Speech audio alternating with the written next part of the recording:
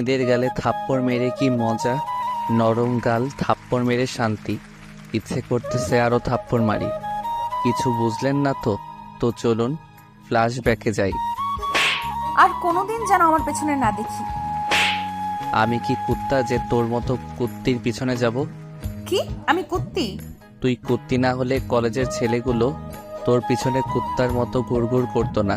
তোর মতো লুচ্চার সাথে প্রেম করা আমার সবচেয়ে বড় ভুল হয়েছে। আমি তো লুই চাই, সেটা তুই এখন বুঝলি? তোর সাথে কেন যে কথা বলছি, অসহ্য একটা। এখন তো অসহ্য লাগবেই কুত্তি। আমারে কুত্তি বলবি না। তাহলে তোকে কি বলবো? ইরা কুত্তি। আপদ বিদায় হ, তোর সাথে ব্রেকআপ। তুই কে ব্রেকআপ করার কে? আমি করতেছি ব্রেকআপ, আর এই নে তোর ব্রেকআপ গিফট বলে মুখ থেকে চুইংগামটা বের করে ওর চুল আটকায় দিলাম। যা, আমি তো তোকে ভুলে যাব, কিন্তু এই চুইংগামের জন্য তুই আমাকে মনে রাখবি। টাটা এক্সকফ বলেই দিলাম দৌড়। ওখানে থাকলে হয়তো কপালে কষ্ট ছিল। এই হলো ফ্ল্যাশব্যাক। এখন বর্তমানে আসুন, আপনাদের সাথে পরিচয়টা সেরে ফেলি।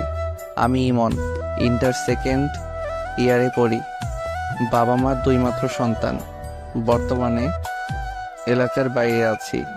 আর যার থেকে পালিয়ে আসলাম উনি হলেন আমার এক্স গফ ইসরাত জাহান ইরা। আমরা সেম ইয়ারে পড়ি। ইরাও এখানে পড়তে আসছে, গার্লস হোস্টেলে থাকে, আর আমি মেসে। 1 বছর হলো ওর আর আমার রিলেশনের। 1 বছর রিলেশনে প্রায় প্রতি সপ্তাহে একবার ঝগড়া হবে, আর বাকি দিনগুলো রাগ করে চলে যেত। আমি ইরাকে প্রথম প্রপোজ করেছিলাম। কিছুদিন ঘোরাঘুরির পর রাজি হয়েছিল। ভেবেছিলাম এবার হয়তো লাইফটা মজায় কাটবে, কিন্তু এই মেয়ে যে প্যারা দেওয়া শুরু করেছিল, কিছু হইলেই গাইল মায়ের সব একসাথে। আজ আমিও সবগুলোর শোধ তুলে নিলাম সুদে আসলে। নরম গালগুলোয় থাপ্পড় মেরে কি যে মজা। ইচ্ছে করতেছে গিয়ে আরো 2-1টা মেরে আসি, কিন্তু বেশি জিনিস ভালো না, তাই আর যাব না। বন্ধুদের কাছে আসলাম, তখন সিয়াম বলল, কিরে হাঁপাচ্ছিস কেন? মামা, ইরার সাথে ব্রেকআপ করে আসলাম। তাহলে থাম, আমি গিয়ে প্রপোজটা করে আসি। যা, ওকে আমি থাপ্পড় মেরে আসলাম, আমার রাগটা তোর উপর দিয়ে দিবে। তাহলে থাক, চল ম্যাচে যাই। চল। ম্যাচে এসে বিছানায় শরীরটা ছড়িয়ে দিলাম। তখনই ফোনটা বেজে উঠল। হ্যালো, কে? নাম্বারটা দেখো। ভাইয়ার নাম্বার। ভাইয়া বলো। একটা ঘটনা ঘটেছে। কে মরলো আবার? আরে ধুর, ফাজলামি করিস না। কি হয়েছে সেটা বলো। আমি যখন কুমিল্লায় থাকতাম তখন একটা মেয়ে আমার সাথে কাজ করতো। মেয়েটা অনেক সুন্দরী। ভালো তো। আমি মেয়েটাকে ভালোবাসি। ভালো তো তারপর? মেয়েটাও আমাকে খুব ভালোবাসে। ভালো তো তারপর? আমি ওকে বিয়ে করতে চাই। ভালো তো তারপর? তুই আব্বা আম্মুকে বল না। তারপর? শুধু তারপর তারপর করছিস কেন? কি করবো সেটা বল। তাতে আমি কি পাবো? কি চাস? বাইক। ওকে, কিন্তু আগে কাজ। ওকে, তুই আম্মুকে গিয়ে বল। তুই আয় না। টিসির জন্য অ্যাপ্লাই করছিলাম না, ওটার জন্য থাকতে হবে। ও আচ্ছা, তারপর? আমি আব্বু আম্মুকে ফোন করে পুরো পাম দিতেছি। তুই আমার ভাই, তুই ছাড়া আমার কি আছে বল? হইছে মনু, পাম দিও না, আমার কথাটা যেন মনে থাকে। থাকবে। শোনো, ফোনে লোড দিয়ে দে, আম্মুকে ফোন দিতে হবে। 2 মিনিট দাঁড়া। ফোনটা কেটে দিলাম। কিছুক্ষণ পর ভাইয়া 100 টাকা লোড দিয়ে দিল। আম্মুকে ফোন দিলাম। কেমন আছো আম্মু? ভালো বাবা, তুই? ভালো। কিছু কথা ছিল। ফোনে টাকা নেই, কলটা ব্যাক করো তো। মিথ্যা কথা বললাম, ফোনটা কেটে দিলাম। একটু পর আম্মু ফোন দিল। হ্যাঁ, কি বলবি বল। আসলে আম্মু, ভাইয়া না একটা মেয়েকে খুব ভালোবাসে, ওকে বিয়ে করতে চায়, কিন্তু ভয়ে বলতে পারছে না। আম্মু, মেয়েটা না অনেক ভালো, দেখতে অনেক সুন্দর। আমি নিজেই দেখিনি, পরীর মতো দেখতে। তুই না করো না আম্মু, আর আব্বুকে রাজি করো প্লিজ প্লিজ প্লিজ। আচ্ছা, আমি ফাহাদের সাথে কথা বলতেছি, আর তোর আব্বুকেও বলতেছি। ওকে আমার সুইট মা, তুমি দুনিয়ার বেস্ট মা। হইছে, আসবি কোন দিন? পিসি দিলেই আমি চলে যাব। আচ্ছা, ভালোভাবে থাকিস। ফোনটা রেখে দিয়ে ঘুমিয়ে পড়লাম। বিকেলে ঘুম থেকে উঠলাম, বিকেলে সিয়ামকে নিয়ে বাইরে ঘুরতে বের হলাম। ঘোরাঘুরি করে মেসে আসলাম। রাতে ভাইয়ার ফোন। হ্যালো, কি করিস? পাম দিস না। আম্মু ফোন দিছিল। দিছিল। কি বলল? বিয়ের বাসার নম্বর নিল আর বিয়ের ডেট ঠিক করলো। তোর তো ঈদ লেগে গেল তাহলে। ধুর বেটা, বিয়ে কোন দিন? আগামী শনিবার তুই আসবি না? না, পরের রবিবার আমার টিসি দেবে, ওটা নিয়ে যাব। আমার বিয়ে আর তুই আসবি না? মন খারাপ করিস না ভাইয়া, আমি যাব এখন। তাহলে আমি ডেট পিছিয়ে দিই। না, পিছানোর দরকার নাই, আমি বিয়ের কয়েকদিন পর যাব। ফোনটা কেটে দিলাম। ভাইয়া, আমি অনেক ফ্রি, বন্ধুর মতো। রাতে খেয়ে দিলাম ঘুম। পরে আর কলেজে গেলাম না। এর মধ্যে ভাইয়ার বিয়ে হয়ে গেল। ভাবির সাথে এই কয়দিনে অনেক কথা হয়েছে। ভাইয়ার সাথেও অনেক কথা হয়েছে। ইরার কথা অনেক মনে পড়েছে। ওর পাগলামিগুলো মিস করতাম, কিন্তু কিছু করার নাই। ব্রেকআপ তো ও করছে। আজ টিসি দেওয়ার কথা। কলেজে গেলাম। কলেজে গিয়ে দেখি ইরার বান্ধবী তিশার সাথে দেখা। কেমন আছো? ভালো, তুমি? ভালো। হেতি কোথায়? বাসে গেছে, ওর বোনের বিয়ে। ভালো থাকো, একবারে চলে যাচ্ছি। ও আচ্ছা, ভালোভাবে যেও। টিসি নিয়ে সিয়ামের সাথে ম্যাচে আসলাম। আমি আর সিয়াম দুইজনেই টিসি নিচ্ছি, কারণ আমরা ছোট থেকে একে অপরের সাথে থাকি। আমার এই জায়গায় চয়েসে আসে দেখে সিয়ামও আমার সাথে ভর্তি হয়। এখন দুইজনেই ট্রান্সফার নিলাম। নিজ শহরে যাব, বাঘের মতো চলাফেরা করব। পরের দিন ব্যাগ নিয়ে বেরিয়ে পড়লাম। বাসে উঠলাম। কিছুক্ষণ পর বাস ছেড়ে দিল। 6 ঘন্টা যাত্রা করে বিকেলের দিকে বাসায় আসলাম। বাসায় এসে কলিং বেল টিপ দিলাম। কিছুক্ষণ পর একজন মেয়ে এসে দরজা খুলে দিল। এটা নিশ্চয়ই আমার ভাবি যান। ভাইটু, কেমন আছো? জড়িয়ে ধরে। ভালো, ভেতরে আসো। আগে বলো ভাইয়া কই? রুমে আছে। ভাইয়ার রুমে গেলাম। ভাইয়া ঘুমাচ্ছে। ভাইয়া, ভাইয়া। আরে তুই কখন এলি? এখনই। বাইক কই আমার? পরে কথা হবে, এখন ঘুমাতে দে। ও, কাজের সময় কাজী, কাজ ফুরালে বাজি। ভাবি, তুমি কিছু বলো না। কি হয়েছে? আমি কিছুই তো বুঝলাম না। ভাবিকে সব কথা বললাম। তাহলে তুমি দেখো ভাইয়াকে আমার সাথে অন্যায় করতেছে না। ঠিকই তো, কাল তোমার বাইক কিনে দিবে। তুমি যাও, গিয়ে ফ্রেশ হয়ে নাও। ঠিক আছে ভাবি, তুমি না অনেক কিউট আর ভালো, একদম আমার মায়ের মতো। হয়েছে, আর পাম দিতে হবে না, যাও ফ্রেশ হয়ে নাও। আম্মুর সাথে কথা বলে আসি। আম্মুর কাছে গেলাম। আম্মু রান্নার ঘরে রান্না করতেছে। পিছন থেকে জড়িয়ে ধরলাম। কেমন আছো মা? আরে তুই কখন আসলি? একবারও ফোন করলি না যে? এত প্রশ্ন? আমি যেটা প্রশ্ন করছি উত্তর দাও। তুই এসে গেছিস, এখন ভালো থাকবো। যা রুমে গিয়ে ফ্রেশ হয়ে নে। রুমে গেলাম। ফ্রেশ হয়ে একটা ঘুম দিলাম। একবারে রাতে উঠলাম। উঠে ফোন টিপতে লাগলাম। একটু পর আম্মু খেতে ডাকলো। গিয়ে দেখি সবাই বসে আছে। সবার সাথে অনেক গল্প করলাম। খেয়ে এসে কানে ইয়ারফোন লাগিয়ে গান শুনতে লাগলাম। রাতে ঘুমানোর আগে আমার গান না শুনলে আমার ঘুম আসে না। গান শুনতে শুনতে কখন যে ঘুমায় পড়ছি। সকালে ভাবির ডাকে ঘুম ভাঙলো। ইমন, উঠো। ভাবি, আর একটু ঘুমাই না? ঘুমাও তাহলে, আর বাইক কিনতে যেতে হবে না। বাই। বিছান থেকে উঠে বললাম, হুম আচ্ছা আমি 5 মিনিটের মধ্যে আসতেছি। ফোনে বেশি চার্জ ছিল না, তাই হয়তো আমি ঘুমের পরেই বন্ধ হয়ে গেছে। ফোনটা চার্জে দিয়ে ফ্রেশ হয়ে নিচে গেলাম। নাস্তা করে আমি, ভাবি আর ভাইয়া বেরিয়ে পড়লাম। শোরুমে গিয়ে বাইক কিনলাম। এই নাও চাবি, ঘুরে আসো। আমি চাবিটা নিয়ে ভাইয়ার হাতে দিলাম। বাইকটা তোমাদের দেওয়া, তাই প্রথম তোমরাই করো, বাসায় দেখা হবে। ভাইয়া ভাবি প্রথমে মানতে চাইছিল না, আমি জোর করে ওদের পাঠিয়ে দিলাম। তারপর সিয়ামকে ফোন দিয়ে আসতে বললাম। কিছুক্ষণ পর সিয়াম আসলো। দুজনে ঘুরতে লাগলাম। ঘোরাঘুরি করতে করতে মাঠের দিকে গেলাম। তখনই পিছন থেকে কে যেন ডাক দিল।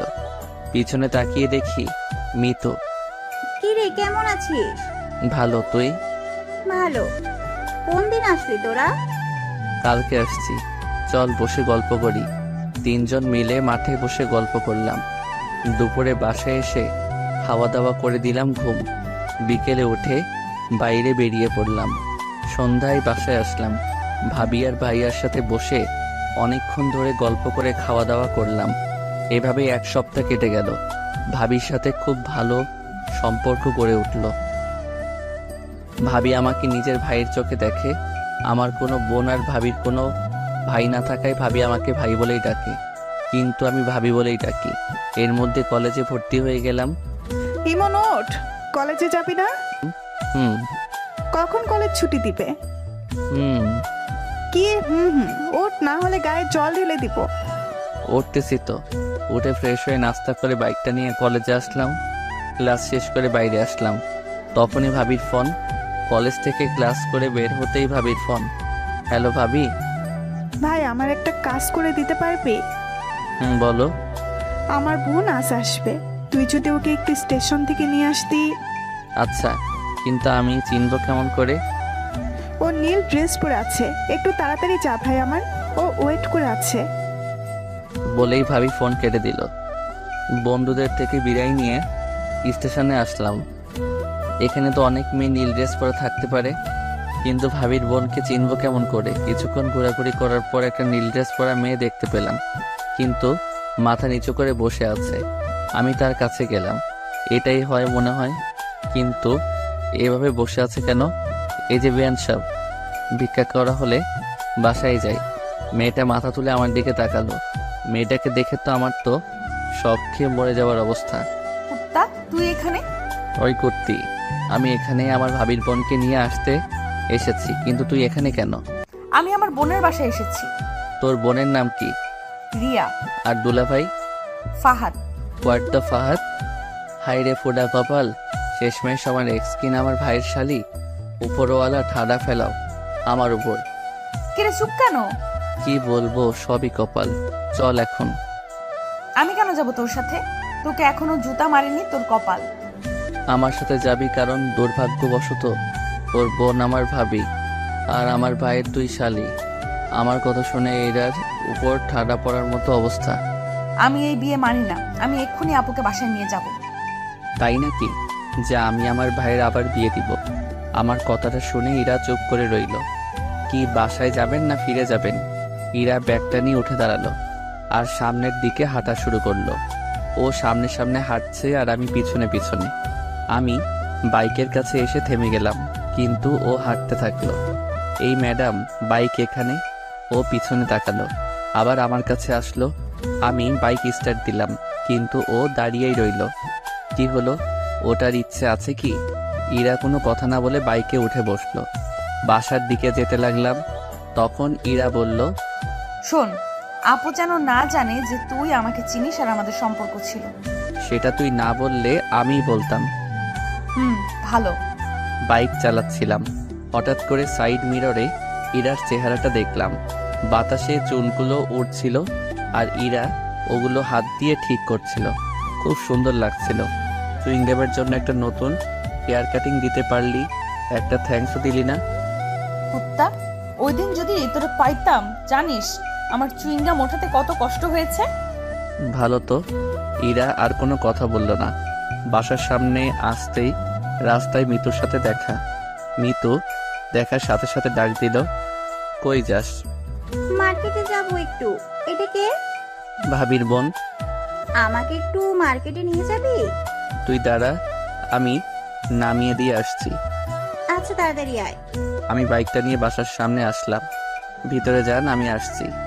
ইরা কিছুক্ষণ আমার দিকে তাকিয়ে রইল। আমি বাইকটা ঘুরিয়ে চলে আসলাম। মিতুকে নিয়ে মার্কেট করলাম। মার্কেট শেষ করে বাসায় আসলাম। বাসায় এসে ফ্রেশ হয়ে শুয়ে পড়লাম। কিছুক্ষণ পর ভাবি খাওয়ার জন্য ডাকলো। নিচে গেলাম খাওয়ার জন্য, গিয়ে দেখি ইরা বসে আছে। আমি ওর সামনে বসে পড়লাম। আমি নিজের মতো খেতে লাগলাম আর ভাইয়া আর ভাবির সাথে কথা বলতে লাগলাম। ইরা মাঝে মাঝে আমার দিকে তাকাচ্ছিল, মনে হয় কিছু বলতে চাইছিল। আমি খাওয়া শেষ করে উপরে আসতে যাব, তখনই ভাবি ডাক দিল, ইমন, ইরাকে একটু ঘুরিয়ে নিয়ে আসিস প্লিজ। আমি আজ পারবো না, বাসায় অনেক কাজ আছে। আচ্ছা ভাবি, ওনাকে রেডি থাকতে বলিও। বলেই নিজের রুমে চলে আসলাম। বিকেলে বাইকটা বের করে ইরার জন্য অপেক্ষা করতে লাগলাম। আসতে দেরি করেছিল দেখে বাইকের হর্ন দিতে লাগলাম। কিছুক্ষণ পর ইরা আসলো।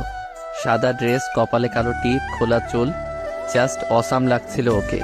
ইরা আমার সামনে এসে দাঁড়িয়ে গেল। আমি মাথা থেকে হেলমেট নামিয়ে নিলাম। উঠোন ইরাকে নিয়ে বাইকে ঘুরতে লাগলাম। হঠাৎ করে ফোনটা বেজে উঠল। বাইকটা থামিয়ে ফোনটা বের করলাম। বের করে দেখি মিতুর ফোন। হ্যালো। কই তুই? পার্কের পাশের রাস্তায়। পার্কে আয়, আমি ওয়েট করছি। আচ্ছা দাঁড়া। ফোনটা রেখে দিয়ে পার্কে গেলাম। গিয়ে দেখি মিতু বসে আছে। আমি বাইকটা রাখলাম আর ইরাকে বললাম, আপনি এখানে বসুন, আমি আসছি। আসলে আমি এখানে এসেছি ইরাকে জ্বালানোর জন্য, না হলে আসতাম না। আমি ভালো করেই জানি ইরা আমাকে এখনো খুব ভালোবাসে, কিন্তু প্রকাশ করে না। আমি মিতুর পাশে গিয়ে বসলাম, ওর সাথে কথা বলতে লাগলাম। এদিকে ইরা একাই বসে আছে আর ভাবতিছে কুত্তাটা কোনোদিন ভালো হবে না, এই জন্যই ওর সাথে আমার রিলেশনটা ভাঙলো। ইচ্ছে করছে গিয়ে মাথা ফাটিয়ে দেই। কিরকম কাছে গিয়ে বলে আসি, কুত্তা, লুচ্চা, বদমাস। ইরা ইমনকে যা ইচ্ছে করে গালি দিতে লাগলো। ইমন আর মিতু কথা বলতেছিল। হঠাৎ করেই মিতু ইমনের কাঁধে ওর মাথাটা রাখলো। সেটা দেখে ইরার রাগ চরম সীমানায় পৌঁছে গেল। ইরা ইমনের বাইকটাতে একটা লাথি দিল। বাইকটা নিচে পড়ে গেল। আমি পিছন থেকে একটা শব্দ পেয়ে পিছনে তাকিয়ে দেখি বাইকটা নিচে পড়ে আছে। আমি লাফ দিয়ে উঠে বাইকটার কাছে আসলাম। ও খোদা, আমার নতুন বাইক!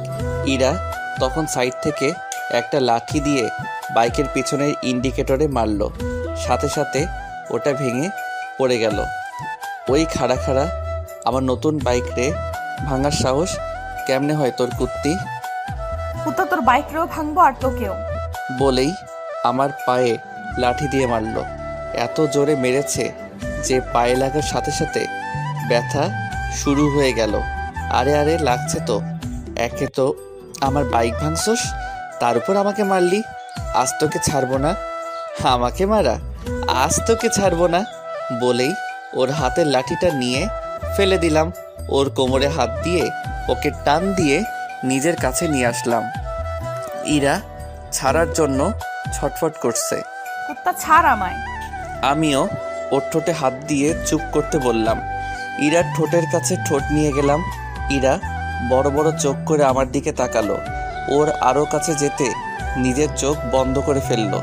তখন ইরা মনে মনে বলল, ইমনের এমন কাছে আসায় কেমন জানি ভেতরে একটা অন্যরকম ভালো লাগা কাজ করতে লাগলো, তাই নিজের চোখ বন্ধ করে ফেললাম।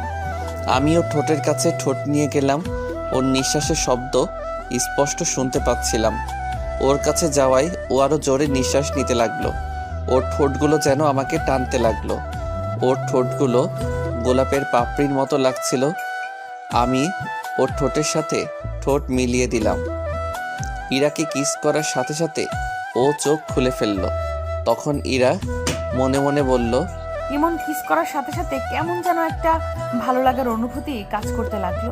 প্রথমে কিছুটা ভয় পেয়েও গিয়েছিলাম।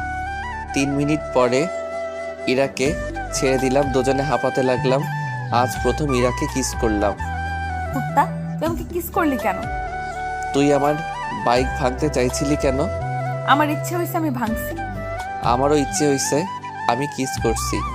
কেন? আমার ঠোঁট কি তোর বাপের সম্পত্তি? না, আমার ভাবির সম্পত্তি। তাই দেখে তুই আমাকে কিস করবি? সেটা আমার বাইক ভাঙচুর করার আগে ভাবা দরকার ছিল। ইরা আর কোনো কথা বলল না।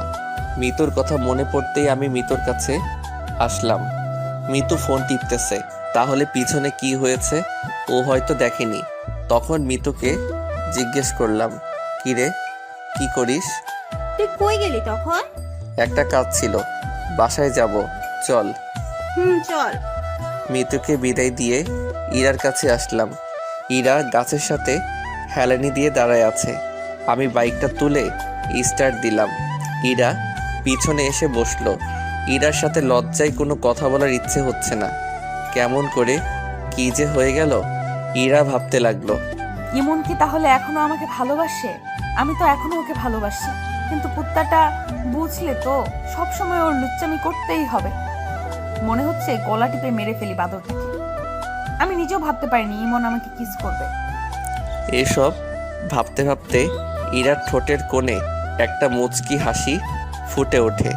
দুজনে বাসায় আসলাম। ওকে নামিয়ে দিয়ে বাইকটা রাখলাম। তারপর নিজের রুমে গেলাম। ফ্রেশ হয়ে শুয়ে পড়লাম। কিছুক্ষণ পর আম্মু খেতে ডাকলো। গিয়ে দেখি ইরা বসে আছে। আম্মু, ভাইয়া আর আব্বু কই? ওরা আসেনি, তোরা খেয়ে নি। ইরা আমার সামনে বসে আছে। দুজনে মাথা নিচু করে খেতে লাগলাম। ভাবি আসলো। কি রে ইরা, কেমন ঘুরলি? ভালো আপু, জায়গাটা অনেক সুন্দর। আচ্ছা খেয়ে নে। আমি খেয়ে নিজের রুমে চলে আসলাম। রাতে ঘুম ধরছিল না, তাই ছাদে গেলাম। একটু পর মিতুর ফোন আসলো। কি রে, কি করিস? এই তো ছাদে দাঁড়িয়ে আছি। তুই? শুয়ে আছি। মিতুর সাথে কথা বলতে লাগলাম। তখন ইরা ছাদে এসে দেখে ইমন কার সাথে যেন হেসে হেসে কথা বলছে। ইরার রাগ উঠে যায়, কারণ সে তো এখনো ইমনকে নিজের চেয়েও ভালোবাসে। তখন ইরা মনে মনে বলল, কুত্তাটা কোনো দিনও ঠিক হবে না, নিশ্চয়ই ওই বদমাইশ মেয়েটার সাথে কথা বলছে। আজ ওর একদিন কি আমার একদিন। হঠাৎ করে আমি সামনে তাকিয়ে দেখি ইরা। মিতু, ফোনটা রাখ, আমি পরে ফোন দিচ্ছি। আচ্ছা। মিতু ফোনটা কেটে দিল। ইরা আমার কাছে আসলো। কার সাথে কথা বলছিলি? মিতুর সাথে। এরপর থেকে যেন ওই ডাইনির সাথে কথা বলা আর দেখা করা না দেখি, বলে দিলাম। কেন? কথা বললে কি করবা? কি করব দেখাচ্ছি, দাঁড়া। ইরা আমার কাছ থেকে ফোনটা নিয়ে নিল আর বলল, ফোন পাবি না, যখন দরকার হবে আমার কাছে বলবি, আমি দিব। না, ফোন ছাড়া আমার ঘুম আসে না, ফোন লাগবেই আমার। বলছি না পাবি না। ইরার কাছ থেকে জোর করে ফোনটা নিতে গেলাম, তখন ওর চোর পকেটে ফোনটা ঢুকিয়ে দিল। চোর পকেট কি জানতে চাহিয়া লজ্জা দিবেন না। এবার নিয়ে দেখা। মনটা খুব হতাশ হয়ে গেল। আমি নিচে যেতে লাগলাম, তখন ইরা আমার হাতটা টেনে ধরলো আর ঠোঁটের সাথে ঠোঁট লাগিয়ে দিল আর ভাবতে লাগলো, হঠাৎ আমার যে কি হলো, ইমনকে কাছে টেনে নিয়ে ওর ঠোঁটের সাথে ঠোঁট লাগিয়ে দিলাম। ওকে কিস করার সময় ওর শরীরে এক অদ্ভুত ঘ্রাণ আমাকে ওর আরো কাছে টানতে লাগলো। 5 মিনিট পর ওকে ছেড়ে দিলাম। ইরা এইভাবে কিস করবে ভাবতেও পারিনি। তখন ইরা বলল, আই লাভ ইউ। বলেই ইরা দৌড়ে নিচে চলে গেল। আমি নিজের রুমে চলে আসলাম। শুয়ে শুয়ে এতক্ষণ কি হইল সেটা ভাবতে লাগলাম। সব কিছু মাথার উপর দিয়ে যাচ্ছিল। নিজে ব্রেকআপ করলো, আবার নিজেই আই লাভ ইউ বললো। আমার সাথে মজা নেওয়া, এবার দেখাবো মজা। যদি কাঁদিয়ে না ছেড়েছি তাহলে আমার নাম ইমন না। সব প্ল্যান ভাবতে ভাবতে ঘুমিয়ে পড়লাম। সকালে মনে হলো কে যেন আমার দিকে তাকিয়ে আছে। চোখ খুলতেই দেখি ইরা। কি ব্যাপার, আপনি এখানে? আপনি কাকে বলছো? আপনাকে। মজা নেওয়া বাদ দে, মাইর খাবি কিন্তু। অচেনা কাউকে তো আপনি করেই বলতে হয়। ফাজলামি বাদ দে, নিচে আয়, আপু নাস্তা করতে ডাকতেছে। বলেই ইরা নিচে গেল। কিছুটা রেগে গেছে। আমি ফ্রেশ হয়ে নিচে গেলাম। সবাই টেবিলে বসে, আমি ইরার মুখোমুখি চেয়ারে বসলাম। খাওয়ার মধ্যে ইরা পায়ের উপর ওর পা উঠিয়ে দিল। আমি ওর দিকে তাকাতেই ও মুচকি একটা হাসি দিল। আমি টেবিল থেকে প্লেট নিয়ে উঠে সোফায় গিয়ে বসলাম। তখন ভাবি বলল, কি রে, ওখানে গিয়ে বসলি কেন? টিভি দেখতে দেখতে খাবো। তারপর সবাই খাওয়া শেষ করে যে যার মতো চলে গেল। ভাবি আর আম্মু রান্নাঘরে গেল। ইরা আমার পাশে এসে বসলো। আমি ওর দিকে না তাকিয়ে টিভি দেখতে লাগলাম। একটু পর ইরা আমার দিকে চেপে আসলো। আমি একটু সরে বসলাম। ও আরও চেপে আসলো। ধীরে ধীরে আমি একেবারে সোফার কোনায় চলে আসলাম। ইরা আমার শরীরের সাথে চেপে বসে আছে। আমি ওর দিকে তাকালাম। ও টিভির দিকে তাকিয়ে মুচকি হাসি দিচ্ছে। এই যে, শুনছেন? কিছু বলবা? না, কিছু বলবো না। এমন ভাব করছে যেন কিছু বুঝে না। ধুর, এখানে আর থাকবো না। যেই উঠতে যাব, ইরা আমার হাত ধরে আবার সোফায় বসিয়ে দিল আর আমার কোলে বসে পড়ল। আরে কি হচ্ছে এটা? আম্মু, ভাবি কেউ দেখে ফেলবে তো। দেখলে দেখুক, আমার কি।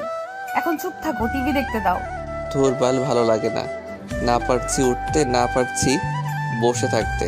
মুটকিটার ভারেতে পা ব্যথা ধরে গেল। আর একবার মুটকি বললে গলা টিপে মেরে ফেলবো। শুনলো কেমনে? হঠাৎ করেই ভাবির আওয়াজ পেলাম। আমি ভয় পেয়ে ইরাকে ধাক্কা মারলাম। ইরা মেঝেতে পড়ে গিয়ে জোরে চিল্লানি দিল। ওর চিল্লানি শুনে ভাবি রান্নাঘর থেকে চলে আসলো আর বলল, কি রে নিচে বসে আছিস কেন? বসে নেই, পড়ে গেছি। কেমন করে পড়লি?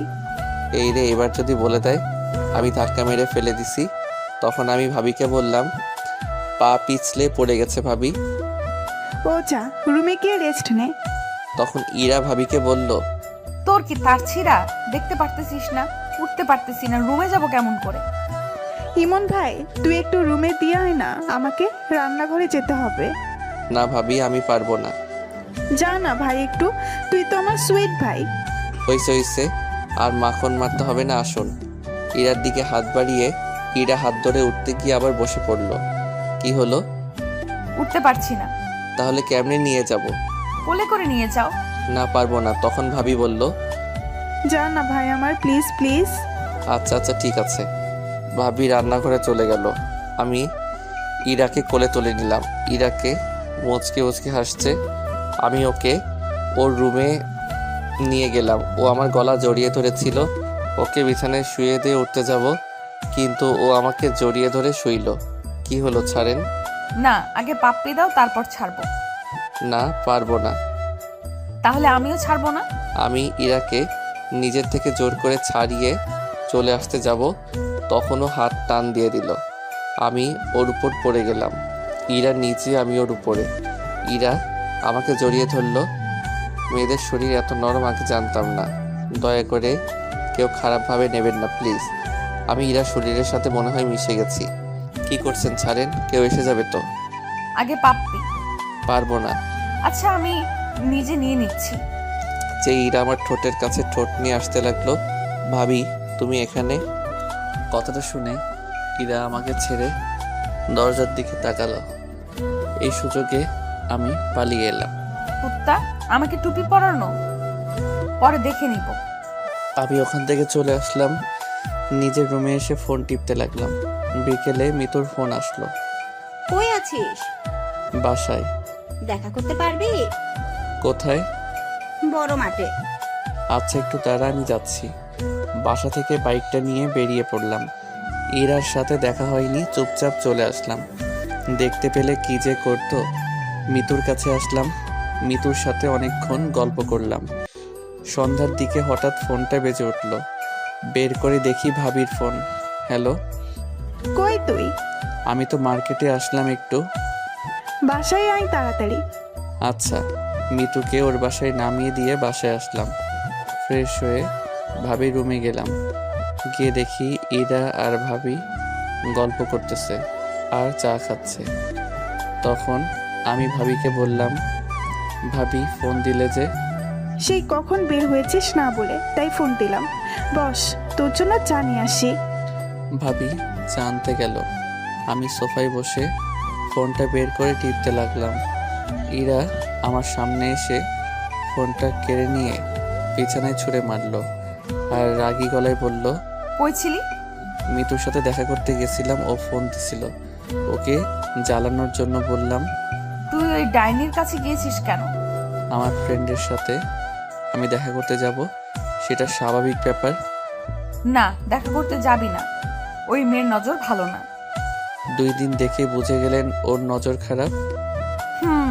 ও তোর দিকে কেমন করে তাকায়। তুই ওর সাথে কথা বলবি না, এমনকি কোনো মেয়ের সাথে কথা বলবি না। কেন? আমি কোনো মেয়ের সাথে কথা বললে দোষ, আর আপনি ছেলের সাথে কথা বললে কিছু না? আমার কথাটা শুনে ইরা চুপ হয়ে গেল। আসলে আমার ইরার ব্রেকআপ এই কারণেই হয়। ওর একটা ফ্রেন্ড ওকে লাইক করত, আর আমি ওকে বলেছিলাম যাতে ওর সাথে কথা না বলে, কিন্তু ও শুনেনি। উল্টো আমি কোনো মেয়ের সাথে কথা বললে সে রাগ দেখাতো। এর মধ্যে ভাবি চলে আসলো।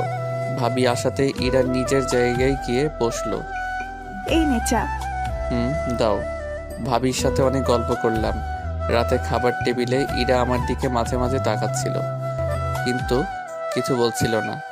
রাতে খেয়ে ঘুমিয়ে পড়লাম। কাল থেকে কলেজে যেতে হবে। সকালে ইরার ডাকে ঘুম ভেঙে গেল। কি হলো? কলেজে যাবা না? ওঠো। আমি কিছু না বলে উঠে ফ্রেশ হতে গেলাম। ফ্রেশ হয়ে বেরিয়ে দেখি ইরা নাস্তা হাতে নিয়ে দাঁড়িয়ে আছে। টেবিলে নাস্তার প্লেটটা নিয়ে আমার কাছে আসলো। আপনি নাস্তা করছেন? না, সকালে মিষ্টি নাস্তা করব দেখে নাস্তা করিনি। মানে? দাঁড়াও দেখাচ্ছি। ইরা আমার কাছে আসলো, হালকা করে ঠোঁটে একটা কিস করলো। এই হলো আমার মিষ্টি নাস্তা, তাড়াতাড়ি নাস্তা করে রেডি হয়ে নিচে আসো। বলেই ইরা চলে গেল। আমি এখনো থ হয়ে দাঁড়িয়ে আছি। এই মেয়ের মতিগতি বোঝা আমার পক্ষে সম্ভব না। নাস্তা করে রেডি হয়ে ব্যাগটা নিলাম। নিচে আসতেই আম্মির ডাক পড়ল। আম্মু বলো। এই নেই। 1000 টাকা হাতে ধরিয়ে দিয়ে, আমার কাছে তো টাকা আছে। লাগবে, রেখে দে। আর ইরাকে সাথে নিয়ে যা, ওকে একটু তোদের কলেজটা ঘুরিয়ে দেখাস। ও বাসায় একা একা কি করবে? তোর সাথে গেলে মনটা একটু ভালো থাকবে। আচ্ছা, রেডি হতে বলো। আমি রেডি। পিছন থেকে ইরা বলল, ও তার মানে আগে থেকে ঠিক করা সব কিছু। তাই বলি, হঠাৎ এত টাকা দিচ্ছে, সেটাও আবার আম্মু ভাবা যায়? হইছে হইছে, যা এখন। ইরার দিকে তাকালাম। নীল ড্রেস, খোলা চুল, জাস্ট রূপকথার রাজকন্যা। আমি বাইকটা বের করে আনলাম। ইরা বাইরে দাঁড়িয়ে আছে। আমি ইরার সামনে গেলাম। তখন ইরা আমাকে বলল, কেমন লাগছে আমাকে? আপনি কি ফ্যাশন শোয়ে যাচ্ছেন, না ছেলে পটাবেন যে এত সাজগোজ? ইরার মুখ কালো হয়ে গেল। ইরাকে এভাবে দেখলে কলেজের যে কোনো ছেলে ক্রাশ খাবে। তোমার যখন ভালো লাগছে না তাহলে চেঞ্জ করে আসি। থাক, লাগবে না, উঠো।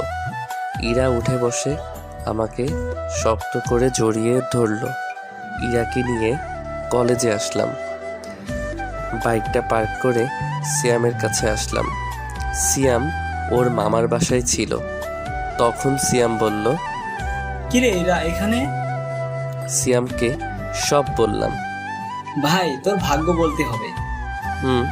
কিন্তু ওকে আগে একটু ভালো মতো মজা দিতে হবে আমাকে নিয়ে ফাইজলামি। তারপর দুজনে ইরার কাছে আসলাম। সিয়াম আর ইরা কথা বলল।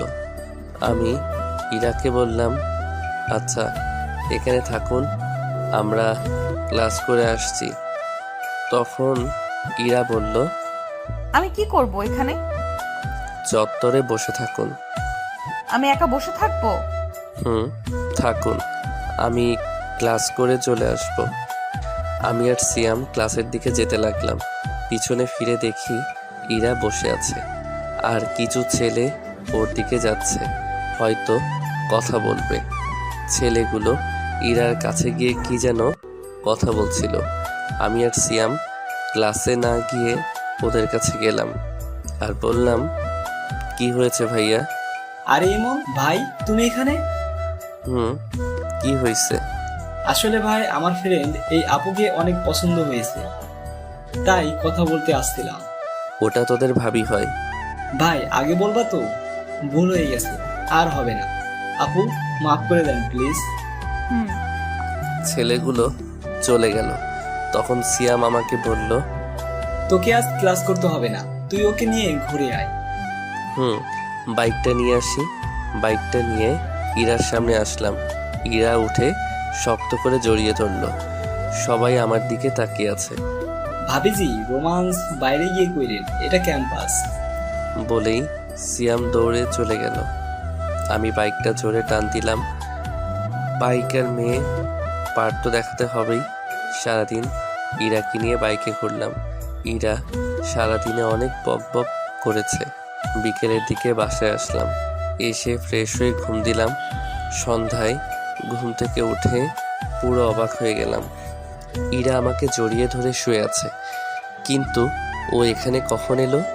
আমি ইরার দিকে তাকিয়ে দেখতে লাগলাম। ফ্যানের বাতাসে চুলগুলো উঠছে, মুখটা খুব মায়াবী লাগছে। হঠাৎ করে ইরার ঘুম ভেঙে গেল। কি ব্যাপার, তুমি এখানে কখন আসলা? আসলে আপু তোমাকে ডাক দিতে বলেছিল, কিন্তু এসে দেখি তুমি ঘুমাচ্ছ, আমারও ঘুম পাচ্ছিল, তাই এখানেই ঘুমিয়ে পড়ি। কি, যদি ভাবি এসে দেখে ফেলতো তাহলে কি ভাবতো?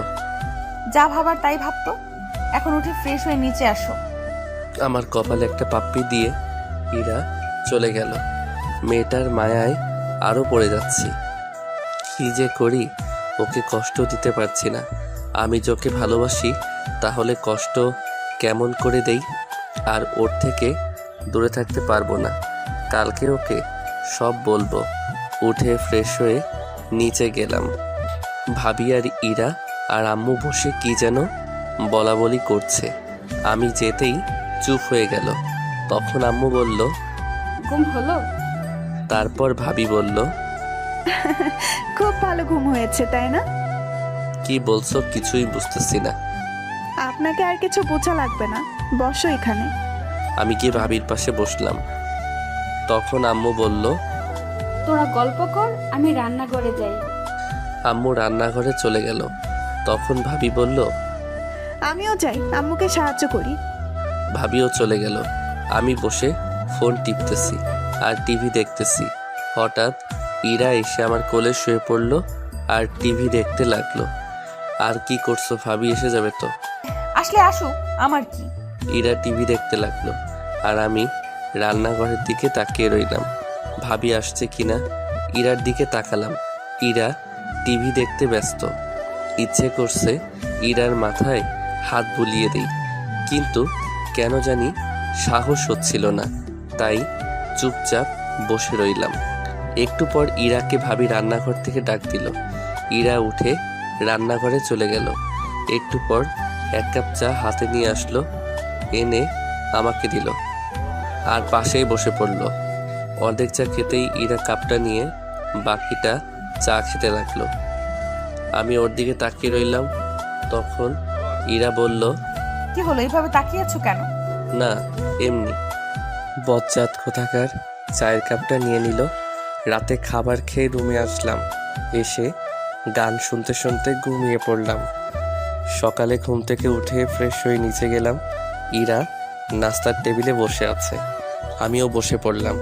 খাওয়ার সময় ইরা পায়ে গোতা দিতে লাগলো। এক সময় পা সরিয়ে নিলাম।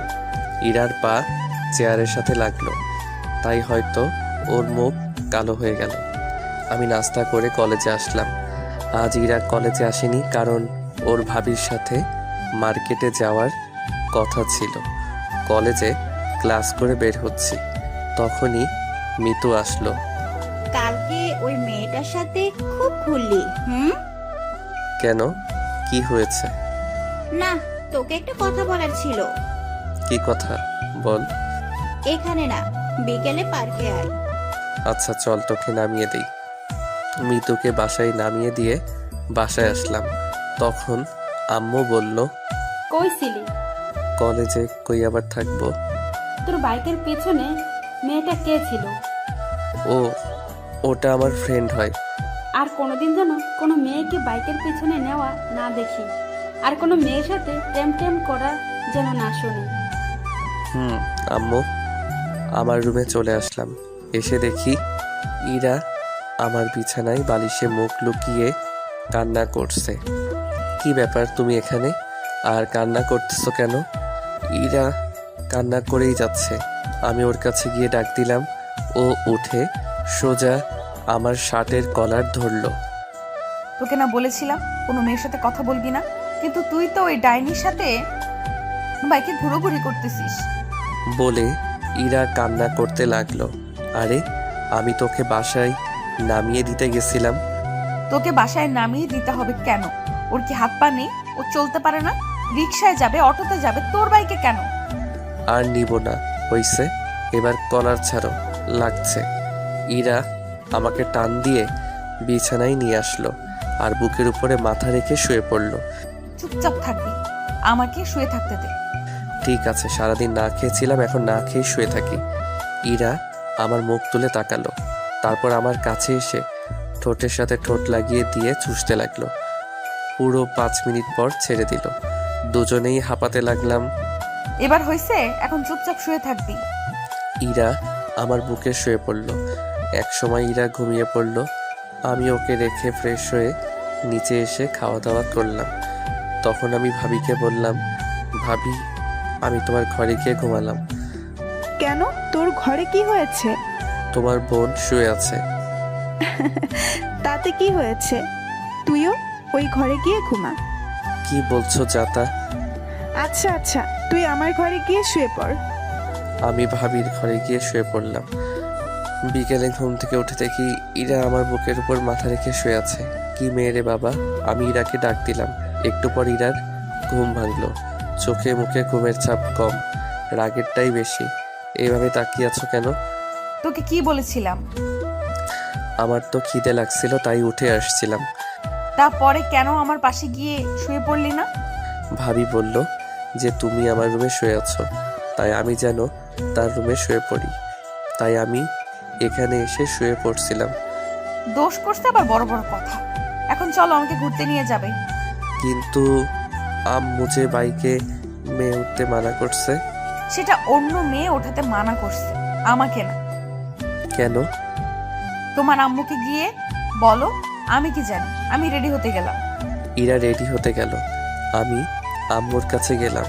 আম্মু, আমি কি ইরাকে বাইকে নিব? শুধু ইরাকে নিবি, আর ওকে যদি না নিস তাহলে তোর বাইক চালানো বন্ধ। দূর, কিছুই বুঝি না। কি বলো তোমরা? বাইকটা বের করে দাঁড়িয়ে রইলাম। একটু পর ইরা এসে আমাকে শক্ত করে জড়িয়ে ধরলো। দুজনে পার্কের দিকে গেলাম। ইমন, গাড়ি দাঁড় করাও, আমি আইসক্রিম খাবো।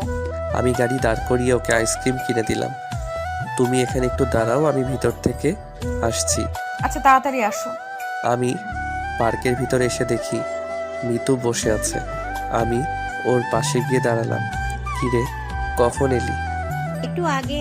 বস। না, বসবো না। কি বলবি বল, আমাকে একটু তাড়াতাড়ি যেতে হবে। I love you. আমি সত্যি সত্যি তোকে অনেক অনেক ভালোবাসি। আমাকে ফিরিয়ে দিস না প্লিজ। মিতুর কথা শুনে আমি তো পুরাই থ হয়ে গেলাম। তখনই কে যেন আমাকে টান দিয়ে মিতুর থেকে আলাদা করে দিল। পিছনে তাকিয়ে দেখি ইরা। ঠাস ঠাস ঠাস 2-3টা পড়ে গেল গালে। মাথাটা ঝিমঝিম করছে। কুত্তা, এই তোর কাজ? অন্য মেয়ের সাথে লটর পটর করা?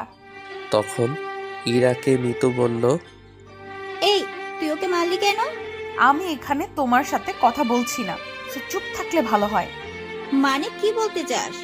আর তুমি কোন সাহসে মারলে ওকে? ইরা মিতুকে চর মেরে বসলো।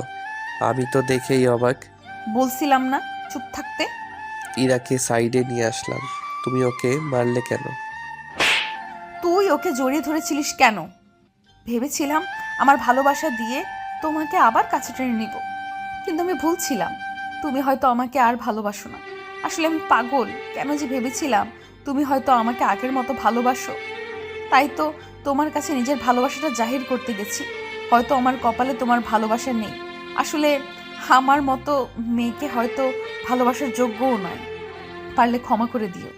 ইরা কাঁদতে কাঁদতে মিতুর কাছে আসলো আর বলল, আপু, পারলে আমাকে ক্ষমা করে দিয়েন। আসলে আমি এতদিন একটা ভুল ধারণা নিয়ে বেঁচেছিলাম, সেটা আজ ভেঙে গেল। আসলে কি জানেন, কাউকে ভালোবাসাটা সহজ, কিন্তু বিপরীত মানুষটার ভালোবাসা পাওয়াটা অনেক সময় কঠিন হয়ে যায়। আবার সম্ভব নয়, সম্ভব হয়ও না। যেটা আজ আমার থেকে হয়তো কেউ ভালো বুঝবে না। এমন খুব ভালো ছেলে, আপনাকে অনেক ভালো রাখবে। মাঝে মাঝে শয়তানি করে, কিন্তু জানেন কি, ওর এটাই আমাকে বেশি টানে। আপনি হয়তো ভাবছেন আমি এসব কেন বলছি। আপনি হয়তো এটাও ভাবছেন যে ইমনকে আমি আপনার থেকে কেড়ে নেব। সেটা নিয়ে ভাববেন না, আমি আপনাদের পথের কাঁটা হব না। ভালো থাকবেন। আর রাগের মাথায় তখন আপনাকে অনেক কিছু বলে ফেলেছি, পারলে মাফ করে দিন প্লিজ। কথাটা বলে ইরা ওখানে থেকে কান্না করতে করতে চলে আসলো। আমি বাইক নিয়ে ইরার পিছন পিছন বাসায় আসলাম। ইরা ওর রুমে ঢুকে গেল। আমি নিজের রুমে গিয়ে শুয়ে পড়লাম। ধুর, কি করতে গেলাম আর কি হয়ে গেল। আমাকে ইরাকে বলতেই হবে সত্যিটা। আমি ইরার রুমের সামনে গিয়ে দাঁড়ালাম। ভিতর থেকে কান্নার শব্দ শুনতে পেলাম। ইরা হয়তো কাঁদছে। নিজেকে কেমন যেন অপরাধী মনে হচ্ছে। আমি ইরাকে ডাকতে শুরু করলাম, কিন্তু ইরা দরজা খুলল না। আমি দরজা ধাক্কাধাক্কি করতে লাগলাম। ইরা দরজা খুলল। তখন ইরা বলল, প্লিজ আমায় একটু একা থাকতে দিন। যদি আপনি আর একবার এখানে এসেছেন তাহলে আমি এক্ষুনি এই বাসা ছেড়ে চলে যাব। কথাটা বলেই ইরা দরজা বন্ধ করে দিল। আমি রুমে চলে আসলাম। একটু পর ভাবি খাওয়ার জন্য ডাকলো। গিয়ে দেখি ইরা নেই। তখন আম্মু বলল, ইরার সাথে তোর কি হয়েছে? কই, কিছু হয়নি তো। তাহলে ও কান্না করছে কেন? আমি আর কিছু বললাম না, মাথা নিচু করে রইলাম। খেতে ইচ্ছে করছিল না, তাই না খেয়ে নিজের রুমে চলে আসলাম। চোখ বন্ধ করে শুয়ে আছি। একটু পর মাথায় কারো হাতের স্পর্শ পেলাম। চোখ খুলে দেখি ভাবি। আমার ভাইটার বুঝি মন খারাপ? না ভাবি, এমনি ভালো লাগছে না তাই। আমাকে বুঝি বলা যাবে না, তাই না? আসলে তেমন কিছু না, মাথাটা খুব ব্যথা করছে, তাই খুব খারাপ লাগছে। তুই চিন্তা করিস না, আমি সব ঠিক করে দেব, তুই এখন ঘুমা। কথাটা বলেই ভাবি চলে গেল। আমি চুপ করে শুয়ে রইলাম। চোখে ঘুম নেই। চোখ বন্ধ করলেই ইরার হাসি মুখটা সামনে আসছে। যে করেই হোক ওকে আমাকে পেতেই হবে। ওকে আর আমার থেকে দূরে যেতে দিব না। চিৎকার করে বলতে ইচ্ছে করছে, ইরা, আমি তোমাকে ভালোবাসি। কাল যে করেই হোক ওর থেকে ক্ষমা চাইতে হবে।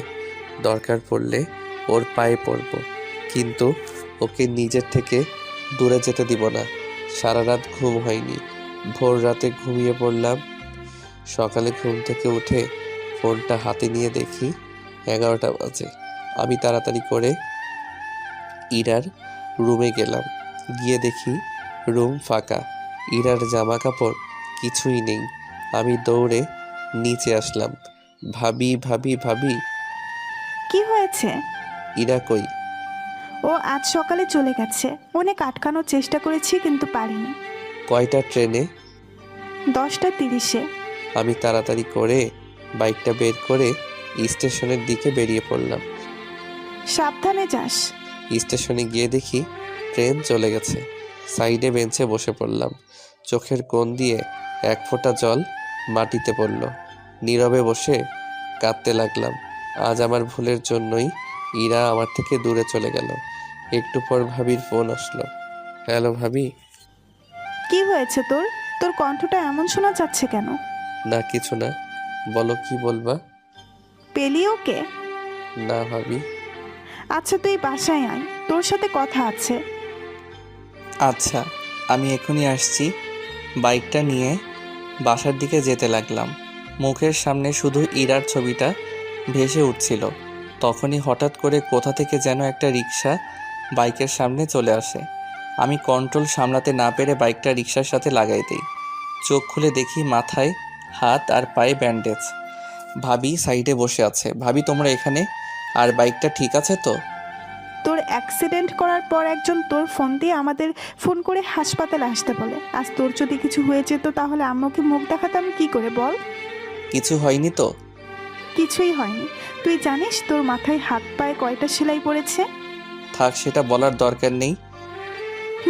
চুপচাপ শুয়ে থাক, বিকেলে তোকে বাসায় নিয়ে যাব। ভাবি বাইরে চলে গেল। বিকেলে বাসায় গেলাম। আমি স্বাভাবিকভাবেই হাঁটতে পারতেছি, কিন্তু হাতটার জন্য একটু সমস্যা হচ্ছে। রাতের বেলায় ছাদে বসে আছি। আকাশে তারার মেলা।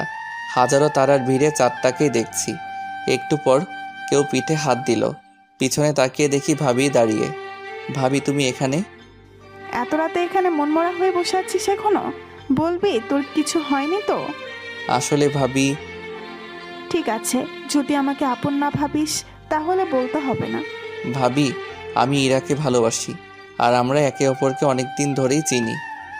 সেটা আমি, আম্মু, তোর ভাইয়া আর আব্বু সবাই জানি। ইরা আমাদের সব বলেছে। সেদিন কি হয়েছে সেটা বল। সেদিনের সব কথা ভাবিকে খুলে বললাম। বুঝলাম না, শুধু একটা ভুল বোঝাবুঝি। আসলে আমার বোনটার রাগ আর অভিমানটা একটু বেশি, বুঝলি? সেটা অনেক আগেই বুঝে গেছি। আচ্ছা আমি দেখি কি করা যায়, কিন্তু একবার মন খারাপ করে বসে থাকা চলবে না। যা রুমে গিয়ে রেস্ট নে। এভাবে 5 দিন কেটে গেল। মাথা হাত পায়ের সেলাই খুলে ফেললেও দাগগুলো রয়েই গেছে। সকালে ভাবির ডাকে ঘুম ভাঙল। এমন তাড়াতাড়ি উঠে ফ্রেশ হয়ে রেডি হয়ে নিচে আয়। কেন? আজ তুই, আমি আর তোর ভাইয়া আমাদের বাসায় যাব। ভাবির কথাটা শুনে আমার খুশির সীমানা ছিল না। ভাবিকে গিয়ে জড়িয়ে ধরলাম। থ্যাংক ইউ ভাবি, তুমি দুনিয়ার বেস্ট কিউট ভাবি। হইছে, আর পাম দিতে হবে না, তাড়াতাড়ি নিচে আয়। তুমি 2 মিনিট ওয়েট করো, আমি 1 মিনিটে আসতেছি। আমি তাড়াতাড়ি ফ্রেশ হয়ে রেডি হলাম। তারপর নিচে আসলাম। নাস্তা করে বসে আছি। কিছুক্ষণ পর ভাইয়া আসলো। কি রে, ব্যাগ গোছানো শেষ? হুম, কতক্ষণ আর সময় লাগবে? ভাবি কই? রেডি হচ্ছে। প্রায় 20 মিনিট পর ভাবি রেডি হয়ে আসলো। এতক্ষণ লাগে হয়েছে, তোর তো আর তর্স হয়েছে না। কেন? আচ্ছা, তুমি আরেকটু ময়দা মেখে আসো, আমরা দাঁড়িয়ে আছি। ওই ছাগল, আমি কোন দিন ময়দা মাখি? প্রতিদিনই তো মাখো। দাঁড়া, তোর মায়ের হয়নি অনেক দিন। ও, তোমরা ঝগড়া বাদ দিয়ে চলো তো। এমনিতে তোমার ময়দা মাখতে অনেক সময় লেগে গিয়েছে, আর দেরি করলে ট্রেন মিস হয়ে যাবে। কি, আমি ময়দা মাখি? যাবই না আমি, যাও তোমরা। আহ ভাবি, রাগ করছো কেন? ভাইয়া তো মজা করে বলছে। আমি তো জানি তুমি আটা সুন্দরী না। আমার ভাবি দেখতে অনেক কিউট। ঠিক আছে, তুই বলছিস বলে যাচ্ছি, না হলে ওরা খবর করে দিতাম। ভাবির কথা শুনে ভাইয়ার মুখটা একদম চুপসে গেল। এবার চলো, না হলে দেরি হয়ে যাবে। চল। তারপর একটা অটো নিয়ে স্টেশনে গেলাম। কিছুক্ষণ পর ট্রেন আসলো। আমার তো আর তর্স হয়েছে না, কখন যে পৌঁছাবো কে জানে। আমার ব্যাপারটা হয়তো ভাবি বুঝতে পারছে, তাই বারবার আমার দিকে তাকিয়ে মুচকি মুচকি হাসছে। কি হলো, হাসছো কেন? না এমনি, তবে একটা কথা বলে দিই, আর 1 ঘন্টা লাগবে যেতে, তাই বারবার টাইম দেখা বন্ধ কর। কি 1 ঘন্টা? কেন, তুই কি 2 ঘন্টা শুনতে চাচ্ছিলি? আরে না, আমি তো ভাবছিলাম আধা ঘন্টা। আর বাবারে বাবা, কি প্রেম পাগল দেবর আমার। ধুর, তোমাদের যত সব আলতু ফালতু কথা, থাকবোই না আর এখানে। কথাটা বলার পর সিট থেকে উঠে ট্রেনের দরজার কাছে এসে দাঁড়িয়ে রইলাম। ইরা আর আমার কেটে যাওয়া দিনগুলোর কথা ভাবতে লাগলাম। এসব কথা ভাবতে ভাবতে হঠাৎ কাঁধে কার যেন হাত পড়ল। পেছনে তাকিয়ে দেখি ভাইয়া। আর কতক্ষণ দাঁড়িয়ে থাকবি? আমরা তো প্রায় এসে পড়েছি, তাড়াতাড়ি চল। চলো। কিছুক্ষণ পর স্টেশন আসলো। স্টেশন থেকে বেরিয়ে 2টা রিক্সা নেওয়া হলো। একটাতে ভাবি আর ভাইয়া, আর একটাতে আমি। প্রায় 10 মিনিট পর একটা বাসার সামনে রিক্সা দাঁড়িয়ে গেল। হয়তো এটাই ভাবিদের বাসা। ভাইয়া আর ভাবি নেমে গেল, তাই আমিও নেমে গেলাম। ভাইয়া, রিক্সার ভাড়া দিয়ে চলো। ভাবিদের বাসাটা বেশ সুন্দর। ভাবিদের বাসার দরজার কলিং বেল চাপতেই একটা মহিলা দরজা খুলে দিল, আর ভাবি তাকে জড়িয়ে ধরল। হয়তো এটা ভাবির মা আর আমার হবু শাশুড়ি। ভাইয়া ওনাকে সালাম দিলেন, সাথে আমিও। তারপর সবাই ভিতরে গেলাম। তখন ইরার মা বলল, ইরা, ইরা, দেখ কারা এসেছে। একটু পর ইরা নেমে আসলো। চোখের নিচে কালো দাগ, মুখ চোখ শুকিয়ে গেছে, হয়তো সারা রাত ঘুমায় না। তখন ইরা বলল, কেমন আছেন দুলা ভাই? ভালো, তুমি? ভালো আছি, তুই কেমন আছিস আপু? আমি তো ভালো আছি, কিন্তু তুই হয়তো ভালো নেই। চেহারার কি অবস্থা করেছিস বলতো? ঠিকই বলেছিস, তোদের ওখান থেকে আসার পর সারাদিন মনমরা হয়ে বসে থাকে, কারোর সাথে কথা বলে না, খেতে ডাকলে বলে খেতে ইচ্ছে করছে না। আমি কি করব বল, ওকে নিয়ে খুব দুশ্চিন্তায় আছি। আচ্ছা ঠিক আছে, তুমি টেনশন নিও না, এখন আমি এসে গেছি না, সব ঠিক করে দিব। ইরা, ইমনকে দোতলার রুমটা দেখিয়ে দে। এতক্ষণ পর ইরার চোখ আমার উপর পড়ল। কিছুক্ষণ আমার দিকে তাকিয়ে রইল, তারপর আবার মাথা নিচু করল। তারপর সামনের দিকে হাঁটতে লাগলো। আমি ওর পিছন পিছন হাঁটতে লাগলাম। কিছুক্ষণ পর একটা রুমের সামনে গিয়ে দাঁড়ালো আর বলল, এটা আপনার রুম। ইরার মুখে আপনি কথাটা শুনে অনেক খারাপ লাগলো। আচ্ছা। ইরা পাশের রুমে ঢুকে গেল, হয়তো ওটা ওর রুম। ফ্রেশ হয়ে শুয়ে রেস্ট নিতে লাগলাম। কিছুক্ষণ পর ভাবি এসে খাওয়ার জন্য ডাকলো। গিয়ে দেখি রাজকীয় খাওয়া দাওয়ার ব্যবস্থা করা হয়েছে। আমরা আসার সময় কিছু লোক থাকলেও এখন বাসায় অনেক লোক। আমি গিয়ে ভাইয়ার পাশে বসলাম। দুজনকে মরার মতো খাওয়ানো হলো। ভাইয়া ওদের জামাই ভাইয়াকে খাওয়াক, কিন্তু আমাকে এত খাওয়ানোর কি দরকার ছিল? কোনো মতে রুমে এসে শুয়ে পড়লাম। কি ব্যথা, পেটটা মনে হয় ফেটে যাবে। সবাই জোর করে ভালোই খাইয়েছে, ভাইয়ার যে কি অবস্থা হচ্ছে কে জানে। ব্যথা। হঠাৎ কে যেন রুমে ঢুকলো। তাকে দেখি একটা মেয়ে। ভাইয়া, আসতে পারি? আসো। এই নিন। হাতে একটা 7 আপের বোতল ধরিয়ে দিয়ে, যাক মেয়েটা মনের কষ্ট বুঝছে। তোমাকে তো ঠিক চিনলাম না। আমার নাম সিন্তি, আমি আপনার ভাবির চাচাতো বোন। ও আচ্ছা। ভাইয়া একটা কথা বলবো? বলো। আপনার কপালে আর হাতে কিসের দাগ? আমি কিছুদিন আগে অ্যাক্সিডেন্ট করেছিলাম, এগুলো তারই ভালোবাসা। আচ্ছা ভাইয়া, আমি এখন আসি, আপনি রেস্ট নিন। সিনথি চলে গেল। আমি বেশ বুঝতে পারছি ওকে ইরাই পাঠিয়েছে আমার কি হয়েছিল শোনার জন্য। আমি মনে মনে হেসে উঠলাম। খুব ক্লান্ত লাগছিল, তাই ঘুমিয়ে পড়লাম। বিকেলে ভাবির ডাকে ঘুম ভাঙলো। কি হয়েছে ভাবি, ডাকতেছো কেন? ঘুরতে যাব, চলো। যাও তোমরা, আমি যাব না। ও, ইরাও যাবে আমাদের সাথে। তুই যাবি না? ঠিক আছে। কি? দাঁড়াও, আমি এক্ষুনি রেডি হচ্ছি। ছাগল, তাড়াতাড়ি কর। আমি রেডি হয়ে নিচে গিয়ে দেখি সবাই দাঁড়িয়ে আছে। তারপর বাইরে গিয়ে 2টা রিক্সা নেওয়া হলো। একটাতে ভাবি আর ভাইয়া, আর একটাতে আমি আর ইরা। ইরা রিক্সার এক কোণে, আমি এক কোণে। ইরা অন্যদিকে তাকিয়ে আছে আর আমি ইরার দিকে। হঠাৎ একটা গর্তে চাকা পড়ায় ইরা আমার কাছে চলে আসলো। আমি ইরার হাতের উপর যেই হাত দিতে যাব, অমনি ও হাত সরিয়ে নিল। তারপর সবাই পার্কে গেলাম। ভাইয়া আর ভাবি এক জায়গায় বসে বাদাম খাচ্ছে আর গল্প করতেছে, আর এদিকে আমি শুধু বাদাম খাচ্ছি আর ইরা আনমনা হয়ে বসে আছে। একটু পর একটা ছেলে এসে ইরার পাশে দাঁড়ালো আর ইরাকে বলল, কিরে কেমন আছিস? ভালো, তুই? ভালো। এটা কে? এটা দুলা ভাইয়ের ভাই। ও আচ্ছা, হঠাৎ এখানে? এমনি ঘুরতে আসলাম বস। ছেলেটি ইরা আর আমার মধ্যে বসে ইরার সাথে গল্প করতে লাগলো। আমি চুপচাপ ওদের কথা শুনতে লাগলাম। ইরা এতক্ষণ চুপ করেছিল, কিন্তু এখন ছেলেটার সাথে হেসে কথা বলছে। এটা দেখে মাথায় রক্ত উঠে গেল। মনে হচ্ছে ছেলেটাকে উড়াধুরা দেই, কিন্তু কি করব, ইচ্ছা থাকলেও উপায় নেই। ভাইয়া ভাবি দেখলে খারাপ ভাববে। তখনই দেখলাম একটা মেয়ে দূরে বসে একলা ফোন টিপতেছে। দাঁড়াও, আমাকে রাগানো? এবার দেখাচ্ছি। আমি ওদের ওখান থেকে উঠে মেয়েটার কাছে আসলাম আর মেয়েটাকে বললাম, কারো জন্য অপেক্ষা করছেন? কেন বলুন তো? না, একা বসে বসে আছেন তাই বললাম। একা বসে থাকলে কি কারোর জন্য অপেক্ষা করা হয়? আসলে সেটা না, কিন্তু এখানে তো কেউ একা আসে না তাই বললাম আর কি। ও, তাহলে আপনিও একা আসেননি? একা আসিনি সেটা ঠিক, কিন্তু একাই আছি। আপনার কথা ঠিক বুঝলাম না। অত বুঝে কি হবে বলেন তো, আমি ইমন। আমি নিশি।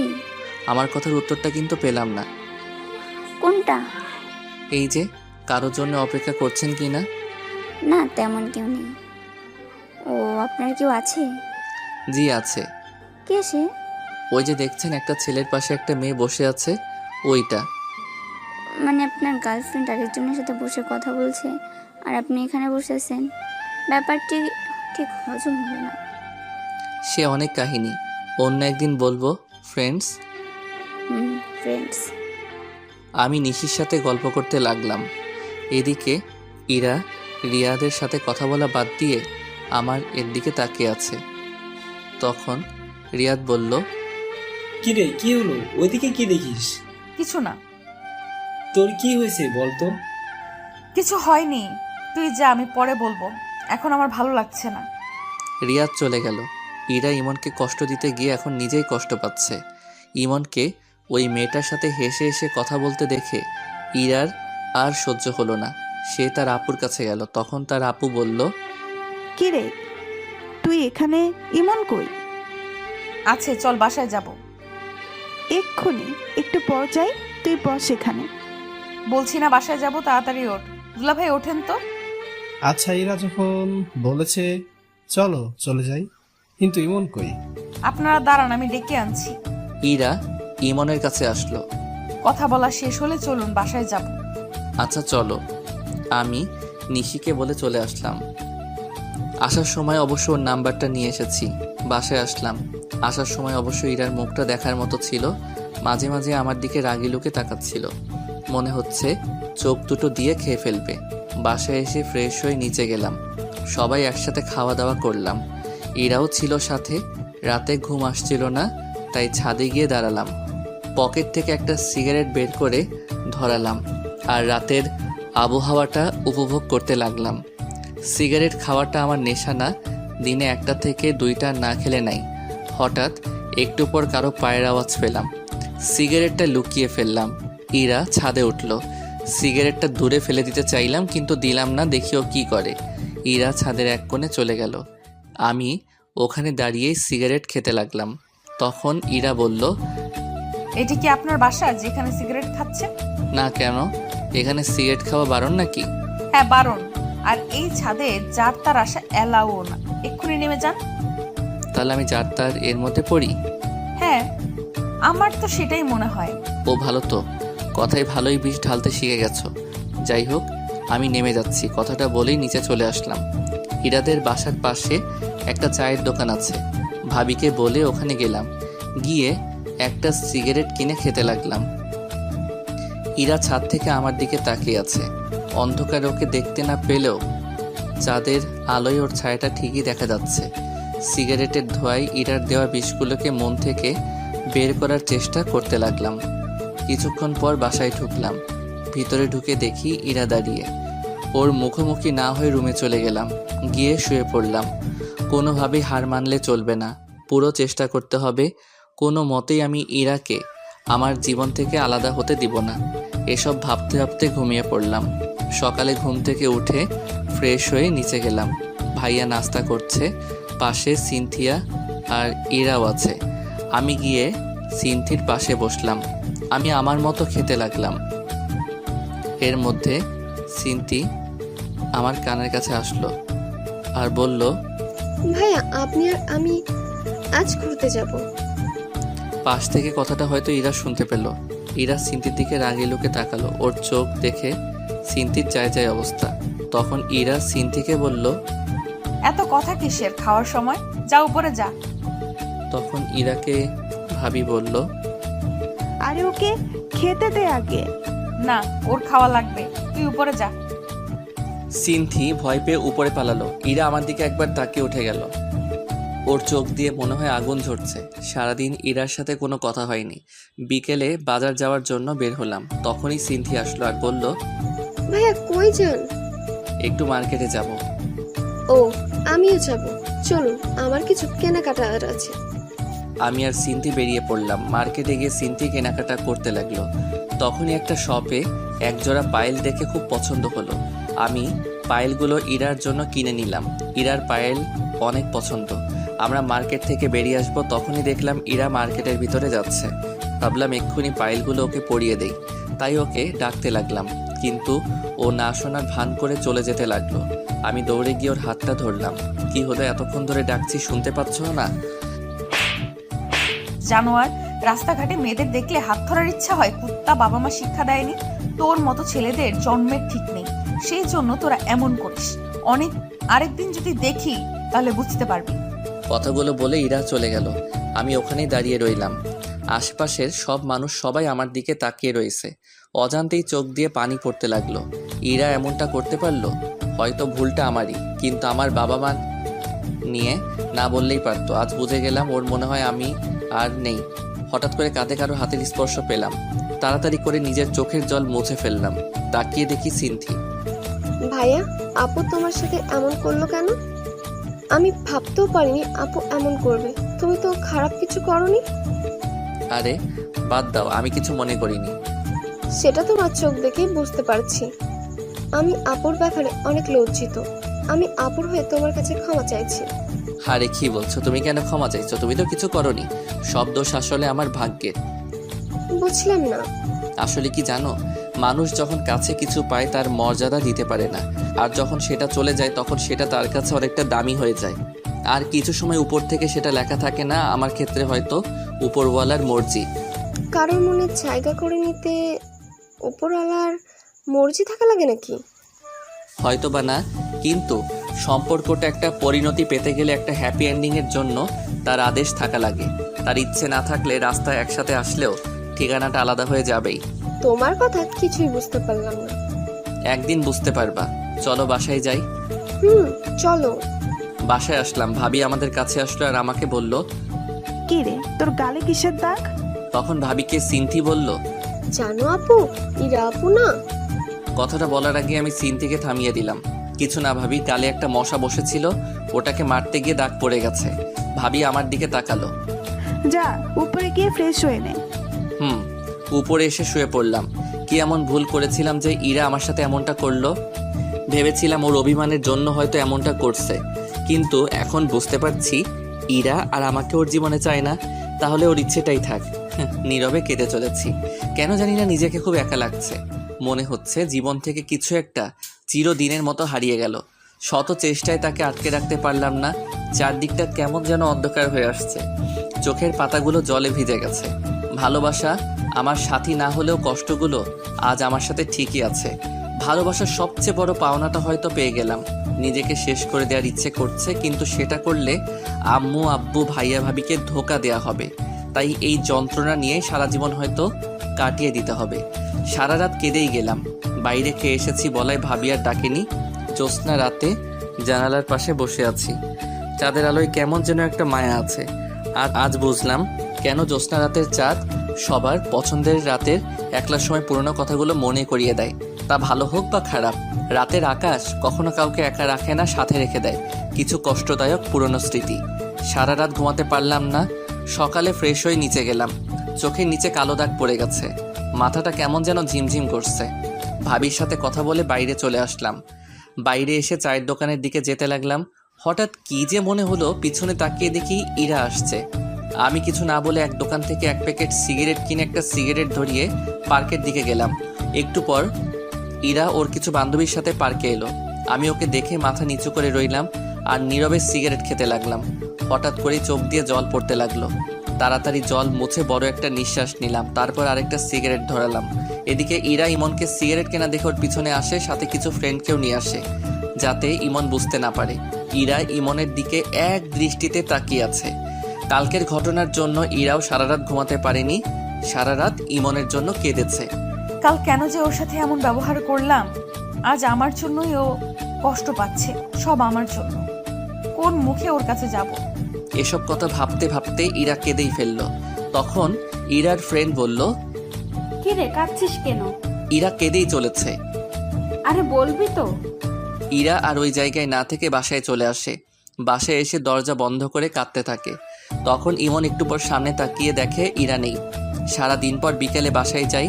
ভাবি অনেকবার ফোন দিয়েছে কিন্তু ফোন ধরিনি। বিকেলের দিকে বাসায় গিয়ে দেখি ভাবি বসে আছে। ভাবি আমাকে দেখে বলল, কই ছিলি? বাইরে। কি হয়েছে তোর বলতো? কাল বাজার থেকে আসার পর থেকে কেমন যেন হয়ে গেছিস। কিছু হয়নি। উপরে যা, তোর সাথে আমি একটু পর কথা বলছি। আমি রুমে এসে শুয়ে পড়লাম। মাথাটা খুব ব্যথা করছে। একটু পর ভাবি আসলো আর বলল, তুই সিগারেট খাস? আমি চুপ হয়ে গেলাম। আমি নিজের তোর শরীর থেকে সিগারেটের গন্ধ পেয়েছি। কি হলো, বলছিস না কেন? আমি চুপচাপ করে রইলাম। আর যেন কোনোদিন সিগারেট খাওয়া না দেখি। তারপর ভাবি আমার কাছে আসলো, আমার মাথায় হাত বুলিয়ে দিতে লাগলো আর বলল, ইরা কি বলেছে তোকে? কিছু বলেনি। তুই বলবি না? আমি জানি। ভাবি সিনথিকে ডাক দিল। একটু পর সিনথি রুমে আসলো আর সিনথিকে বলল, কাল মার্কেটে কি হয়েছিল? কই কিছু হয়নি তো আপু। আরেকবার মিথ্যা কথা বললে থাপ্পড় মেরে গাল ফাটিয়ে দেবো, বচ্চাত মেয়ে। ভাবির ধমকে সিনথি কেঁদে দেয়। কান্না করা বন্ধ কর। ভাবির ধমকে সিনথি চুপ হয়ে যায়, কিন্তু চোখ দিয়ে জল পড়েই যাচ্ছে। এখন বল, কাল কি হয়েছিল? একটাও যদি মিথ্যা বলেছিস তাহলে আজ তোর একদিন কি আমার একদিন। সিনথি সব কথা ভাবিকে বলে দেয়। ভাবি রেগে আগুন হয়ে যায়। আমার হাত ধরে ইরার রুমে নিয়ে যেতে লাগলো। ভাবি আমার কথাটা শুনো, ইরার কোনো দোষ নেই, আমি ওর হাত ধরেছিলাম। তাতে কি হয়েছে? এর আগে মনে হয় তুই ওর হাত ধরিসনি। আর হাত ধরেছিস বলে তোকে মারবে, বাবা মা তুলে গালি দিবে। ভাবি আমার কথাটা শুনো একবার। একদম চুপ করে থাকবি। ভাবির এমন রূপ কোনোদিনও দেখিনি। ভাবি রেগে একদম আগুন হয়ে আছে। ভাবি আমাকে ইরার রুমে নিয়ে গেল। ইরা জানালার পাশে দাঁড়িয়ে আছে। তখন ভাবি ইরাকে বলল, তুই কালিমনকে কেন মেরেছিস? ও কোন সাহসে আমার হাত ধরেছিল? আপু আমার কথাটা শোন। চুপ, তোকে নিজের বলতে ঘৃণা করছে। তুই জানিস ইমন তোকে কতটা ভালোবাসে, তাও তুই ওকে অপমান করলি, ওর বাবা মা নিয়ে গালি দিলি। ওর বাবা মা এখন আমারও বাবা মা। তুই এতটা নিচ হয়ে গেছিস জানতাম না। ইরা নীরবে কান্না করে যাচ্ছে। আজ থেকে তোর সাথে আমার কোনো সম্পর্ক নেই, আমারই ভুল। আমি কেন ইমনকে এখানে আনতে গেলাম? কালকে আমরা এখান থেকে চলে যাব, তারপর আরো কোনো দিন এই পাশে আসবো না। ইরা কোনো কথা বলছে না, শুধু কান্না করছে। তখন ভাবি ইমনকে বলল, ইমন ভাই, আমাকে মাফ করে দে। আমার বোন এমনটা করবে আমি ভাবতেও পারিনি। আমি ওর হয়ে তোর কাছে মাপ চাইছি। কি করছো ভাবি? তুমি আমার বড়, তোমার মাপ চাওয়া মানায় না। ভাবি ওখান থেকে চলে গেল। আমি ইরার দিকে একবার তাকালাম। ইরা আমার দিকে তাকিয়ে আছে, চোখ দিয়ে জল পড়ছে, যেন কিছু বলতে চাইছে। ওর মুখটা খুব মায়াবী লাগছে, কিন্তু এই মায়ায় আর জড়িয়ে লাভ নেই। আমার রুমে চলে আসলাম। একটু পর ভাবি এসে আমার কাপড় গুছিয়ে দিতে লাগলো। ভাবি, ও তো তোমার নিজের বোন, তুমি কি ওর সাথে কথা না বলে থাকতে পারবা? এইরকম বোনের দরকার নেই যে মানুষকে মানুষ মনে করে না। কিন্তু ভাবি, চুপ, একটাও কথা বলবি না। সব কাপড় গুছিয়ে দিয়েছি, কাল সকালে তাড়াতাড়ি বের হবে। ঘুমিয়ে পড়। কথাটা বলেই ভাবি বেরিয়ে গেল। রাতে ঘুম আসছে না, জানালার কাছে গিয়ে দাঁড়িয়ে রইলাম। বাইরে হালকা বাতাস বইছে, পরিবেশটা মনোরম মনে হচ্ছে। হঠাৎ করেই ইরার জন্য কেনা পায়েল দুটোর কথা মনে পড়লো। ব্যাগ থেকে পায়েলগুলো বের করে নাড়াচাড়া করতে লাগলাম। ইরার জন্য বসে বসে একটা চিঠি লিখলাম। পায়েল আর চিঠিটা নিয়ে ইরার রুমে গেলাম। দরজা খোলা আছে। ভিতরে গিয়ে দেখি ইরা ঘুমিয়ে আছে। ওর পায়ের কাছে গিয়ে পায়েল দুটো পরিয়ে দিলাম। চিঠিটা পায়েলের সাথে আটকে দিলাম। কিছুক্ষণ ওর খাটের পাশে বসে ওকে দেখতে থাকলাম। ওকে দেখে মন ভরছেই না। অনেকক্ষণ বসে থাকার পর ওর কপালে একটা মায়া এঁকে দিয়ে নিজের রুমে চলে আসলাম। সারা রাত ওর সাথে কাটানো কথাগুলো ভাবতে লাগলাম। কিভাবে যে রাত পেরিয়ে গেল বুঝতেই পারলাম না। সকালে সে ভাবি ডাকলো, ঘুমের ভান করেছিলাম। ভাবি ডাক দেওয়ার একটু পর উঠে ফ্রেশ হয়ে ব্যাগ নিয়ে নিচে গেলাম। যাওয়ার আগে ইরার রুমে গেলাম। ইরা এখনো ঘুমিয়ে আছে। ইরার পাশে গিয়ে বসলাম। মন ভরে ওকে দেখতে থাকলাম। ওর চুলগুলোর জন্য মুখটা ভালো করে দেখতে পাচ্ছিলাম না। চুলগুলো আলতো করে সরিয়ে দিলাম। তারপর ওর কপালে একটা ভালোবাসার পরশ এঁকে দিলাম। তখন ইরা নড়ে উঠল। পায়ের মধ্যে পায়েলের সাথে চিঠিটা দেখলাম। বুক বড় নিঃশ্বাস নিয়ে চলে আসলাম। নাস্তা করে বেরিয়ে পড়লাম। এদিকে ইরা ঘুম থেকে উঠে দেখে পায়ে পায়েল, আর পায়েলের ভিতরে একটা চিঠি। ইরা চিঠিটা খুলে পড়তে লাগলো। ইরা কি বলবো ভেবে পারছি না। আজ মনটা কেমন যেন করছে, খুব একা লাগছে। তোমার থেকে দূরে চলে যেতে হবে কোনোদিন ভাবিনি। সবটাই আমার ভুল। আমি হয়তো তোমার যোগ্য নই, তাই হয়তো এমনটা হলো। সেদিন তোমার কথাগুলো কথা না বিষ ছিল, যেগুলো আমার মনটাকে ক্ষত বিক্ষত করে দিয়েছে। তোমাকে ভালোবাসার আমার কাছে কোনো কারণ ছিল না, আর ভুলে যাওয়ারও কারণ নেই। তাই তোমাকে কোনোদিনও ভুলতে পারবো না। কিন্তু তুমি আমার থেকে ভালো কাউকে পেলে হয়তো আমাকে ভুলে যাবে। আর আমাকে দেখে যেন পুরনো কথা যাতে না মনে পড়ে, তাই আর তোমার সামনে কোনোদিন আর আমার ভালোবাসা নিয়ে আসবো না। সেটা নিয়ে চিন্তা করো না। পায়েলগুলো দেওয়ার জন্যই সেদিন তোমার হাতটা ধরেছিলাম। আর সেদিন বুঝতে পেরেছিলাম তোমার হাত ধরার ক্ষমতা আমার কোনোদিন হবে না। পায়েলগুলো তোমার জন্য কিনেছিলাম, তাই রেখে দিলে খুশি হব। ভেবে নিও তোমার কাছে এটা আমার শেষ চাওয়া। ভালো থেকো।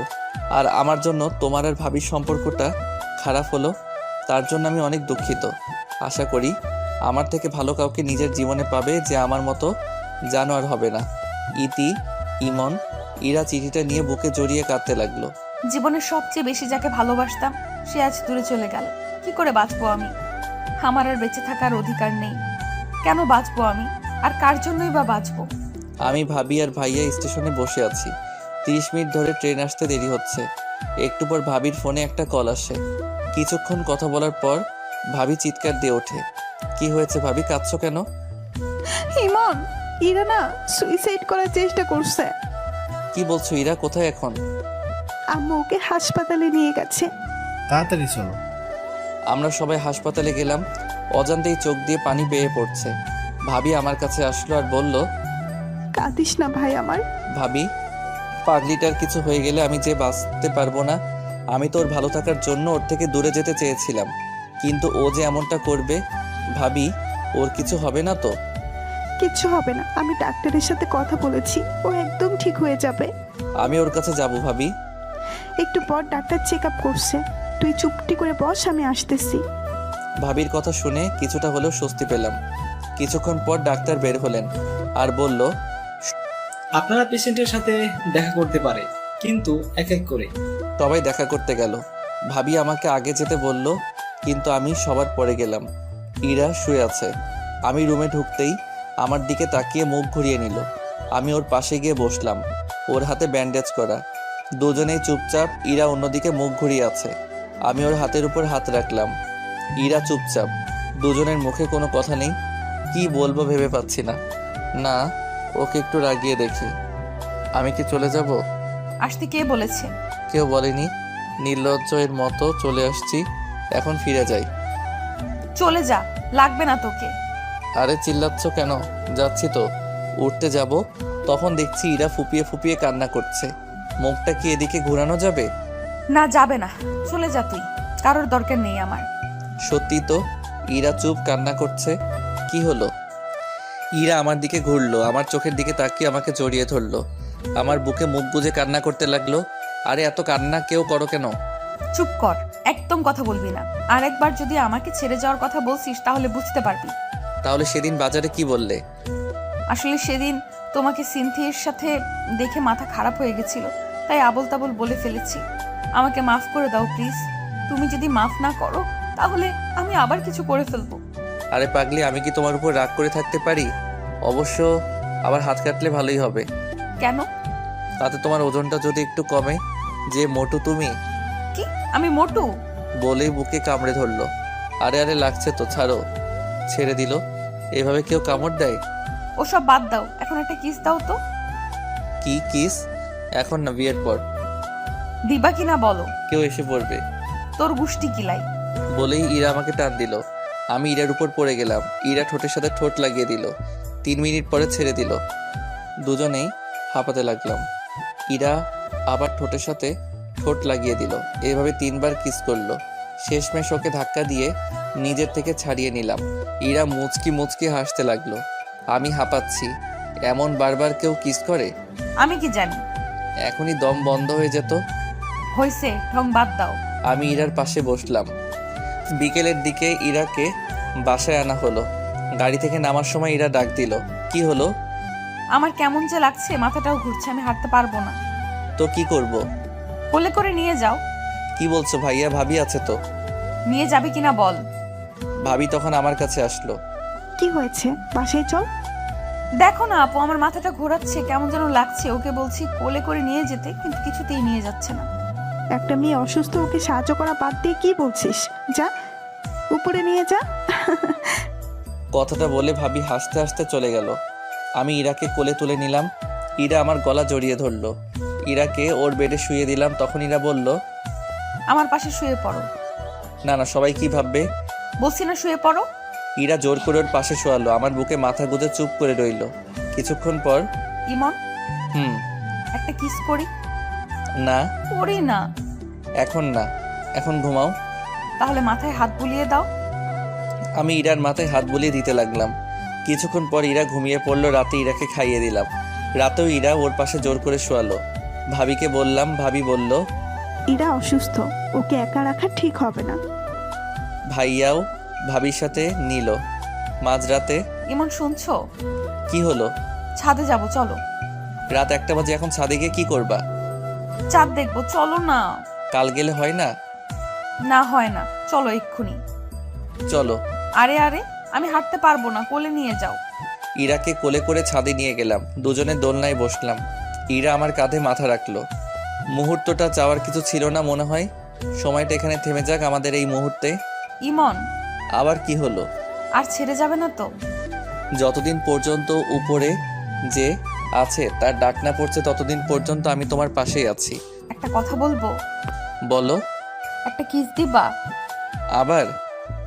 দিবা না? যাও, তোমার সাথে আর কথাই নেই। আরে আমি কি বলছি দিব না? তাহলে দাও। ইরার কপালে একটা মায়া এঁকে দিলাম। এরকম করে কেউ কিস দেয়? তাহলে কেমন করে দেয়? দাঁড়াও দেখাচ্ছি। ইরা আমার কাছে আসলো। ইরার নিঃশ্বাসের শব্দ স্পষ্ট শুনতে পাচ্ছিলাম। ইরার ঠোঁট আমার ঠোঁটের কাছাকাছি। কেমন যেন একটা অদ্ভুত অনুভূতি কাজ করতে লাগলো। ইরার ঠোঁটের সাথে ঠোঁট লাগিয়ে দিলাম। ইরা আমাকে জড়িয়ে ধরলো। কিছুক্ষণ পর ছেড়ে দিলাম। ইরা আমাকে আমার কোলে মাথা রাখলো। দুজনে চন্দ্রবিলাস করতে লাগলাম। ভালোবাসায় প্রত্যেকটা মুহূর্ত একটা অদৃশ্য সম্পদ। ভালোবাসায় হারানোর কিছু নেই। সব সময় প্রকৃত ভালোবাসা হয় না, কিছু সময় মানুষ মোহের শিকার হয় আর সেটাকেই ভালোবাসা ভেবে বসে। প্রকৃত ভালোবাসায় শেষে গিয়ে শুধু থেকে যাবে দুটি মন, আর জীবনের শেষ মুহূর্ত পর্যন্ত তাদের ভালোবাসা।